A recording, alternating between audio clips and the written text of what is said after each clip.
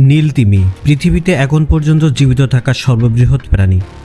এর দৈর্ঘ্য 30 মিটারেরও বেশি এবং ওজন 150 টনেরও বেশি। শুধু এর জিহ্বার ওজনই কয়েক টন হতে পারে, যা প্রায় একটি হাতির ওজনের সমান। এর পৃষ্ঠদেশের ক্ষেত্রফলের উপর ভিত্তি করে তাত্ত্বিকভাবে অনেক মানুষ একটি নীল তিমির জিহ্বার উপরে দাঁড়াতে পারে, আর এই কারণে প্রাণীটির বিশাল আকার বোঝানোর জন্য প্রায়শই এই তুলনাটি ব্যবহার করা হয়। নীল তিমি প্রধানত ক্রিল নামক ক্ষুদ্র চিংড়ির মতো প্রাণী খেয়ে জীবন ধারণ করে। খাওয়ার সময় এরা বিপুল পরিমাণে সমুদ্রের জল ও শিকার গিলে ফেলে এবং তারপর মুখের ভিতরে বেলিন প্লেটের মাধ্যমে জল ছেঁকে নেয়। বিশাল আকার সত্ত্বেও নীল তিমি সমুদ্রের সবচেয়ে ছোট কিছু প্রাণী খেয়ে বেঁচে থাকে। খাওয়ার ভরা মৌসুমে একটি তিমি প্রতিদিন কয়েক টন ক্রিল খেতে পারে।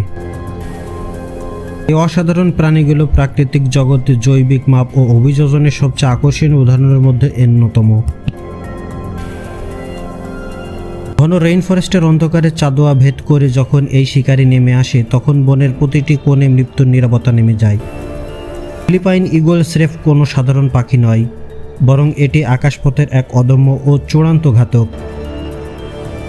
প্রায় 2.1 মিটার ডানার বিশাল বিস্তার এবং ধারালো নখের অবিশ্বাস্য শক্তি একে বনের সবচেয়ে শক্তিশালী পাখিতে পরিণত করেছে।